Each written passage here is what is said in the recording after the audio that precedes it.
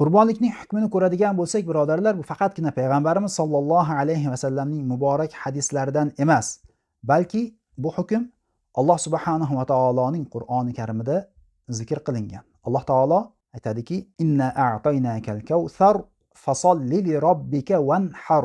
Bas Robbing uchun namozni o'qi va wanhar, jonliq so'y. Shu bas namoz o'qi va jonliq so'y oyat haqida mufassirlarimiz, ulamolarimiz aytishadiki, bu Qurbon hayiti namozini o'qi deyilgan. Qurbon hayit namozini o'qigandan keyin jonliq so'y, ya'ni qurbonlik qil deganidir. Shu oyat karimaga ko'ra qurbonlik vojibdir deyshadi ulamolarimiz. Qurbonligim tolibi ilm uchun. Siz bir dona qurbon hissangizni ehson qilasiz. Biz esa uni qanchadan qancha toliba ilmlarga yetkazamiz. Talabalar, qorilar, yosh olimlar doimo haqqingizda duodadirlar. Siz yuborasiz, ular esa jimgina duo qiladilar.